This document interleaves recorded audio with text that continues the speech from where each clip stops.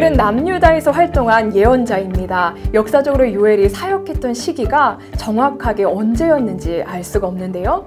요엘서 안에 왕에 대한 언급이 없기 때문입니다.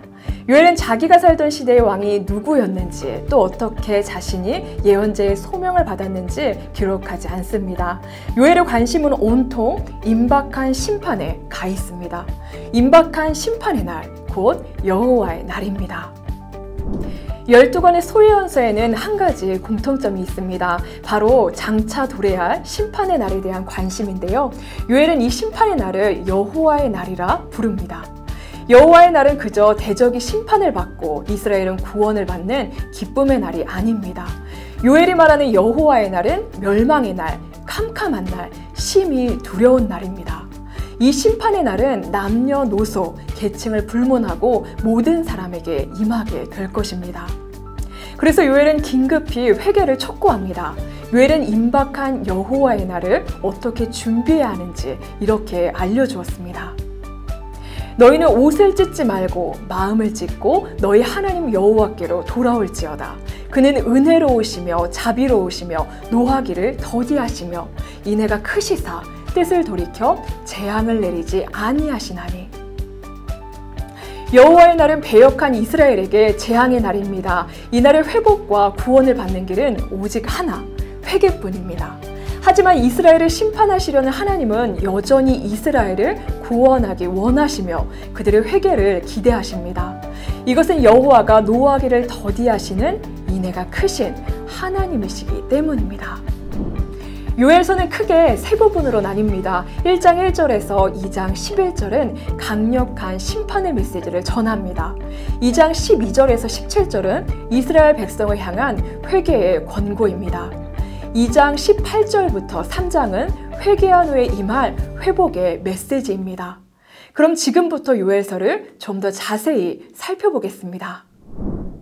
요엘의 예언은 메뚜기 재앙에 대한 탄식으로 시작합니다. 팥종이가 남긴 것을 메뚜기가 먹고 메뚜기가 남긴 것을 느치가 먹고 느치가 남긴 것을 황충이 먹었도다.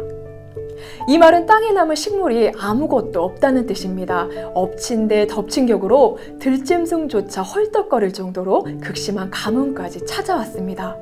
결국 곡식과 포도주가 떨어졌습니다. 하나님께 더 이상 소재와 전제를 드릴 수 없는 심각한 상황까지 왔습니다.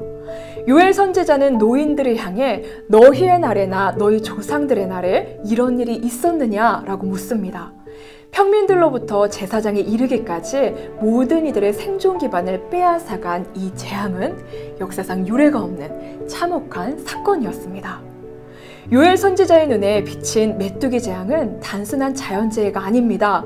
그것은 장차 임할 여호와의 날에 대한 경고였습니다. 요엘은 여호와가 그 백성을 심판하실 날이 임박했음을 경고합니다. 그날은 거침없이 달려와 죽이고 약탈하는 군사들처럼 무섭고 처참합니다. 이 재앙을 피할 수 있는 사람은 아무도 없습니다. 요엘은 이 임박한 심판 앞에서 회개를 촉구합니다. 재앙을 초래한 백성들의 죄가 무엇인지 구체적으로 밝히진 않습니다. 지금은 백성들이 회개하도록 설득해서 재앙을 피하게 하는 일이 더 시급합니다. 요엘은 하나님의 은혜로우신 성품을 상기시키며 진정으로 회개하고 하나님께 돌아오라고 말합니다. 돌아오면 하나님이 그 땅에 저주를 거두시고 다시 복을 주십니다. 논밭에 풍성한 소출을 주시고 다시 소재와 전제를 드리게 하실 겁니다. 이스라엘 백성들이 구원받는 길은 오직 회개밖에 없습니다.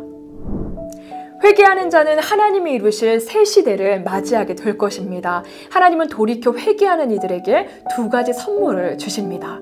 메시아와 성령입니다. 먼저 메시아에 대해 살펴보겠습니다. 요엘 2장 23절을 읽어보겠습니다. 그가 너희를 위하여 비를 내리시되 이른 비를 너희에게 적당하게 주시리니 이른 비와 늦은 비가 예전과 같을 것이라. 여기서 비는 단순히 하늘에서 내리는 비가 아닙니다. 비를 히브리어로 모레라고 하는데요. 이 모레는 비라는 뜻이 있지만 교사라는 뜻도 있습니다. 우리말에 먹는 배가 있고 타는 배가 있는 것과 같은 이치입니다.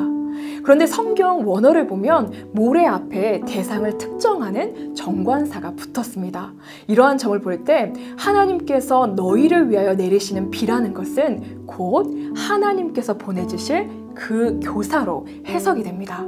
하나님이 내리실 그 교사, 과연 누구일까요? 바로 메시아 예수님이십니다.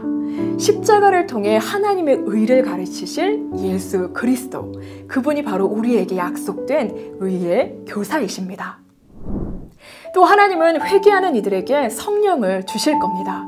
요엘 2장 28절에서 하나님은 내가 내 영을 만민에게 부어주리니 너희 자녀들은 장래일을 말할 것이며 너희 늙은이는 꿈을 꾸며 너희 젊은이는 이상을 볼 것이며 라고 약속하시는데요.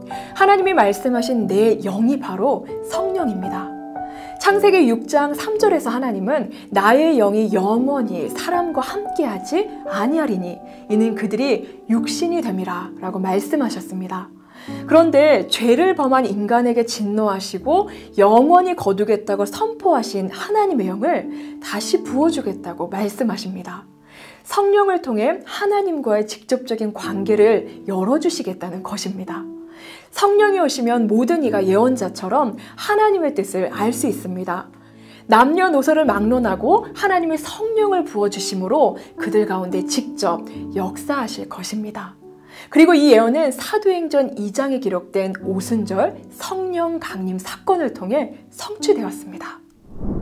하나님이 내리시는 재앙은 하나님의 백성을 멸망시키려는 것이 아니라 오히려 그것을 통해 하나님의 백성을 구원하시려는 것입니다. 왜냐하면 하나님은 은혜로우시고 자비하시며 인애가 크신 하나님이시기 때문입니다. 하나님의 깊은 뜻을 깨달을 때 우리가 현재 당하는 환난을 어떻게 감당해야 할지 해답을 얻을 수 있습니다. 현재의 환난은 미래의 환난을 이길 수 있도록 우리를 훈련시켜 하나님의 백성을 더 큰 믿음과 헌신으로 이끄는 하나님의 방법인 것입니다. 그러나 이와 같은 하나님의 구원은 모든 백성에게 자동적으로 부여되는 것이 아닙니다.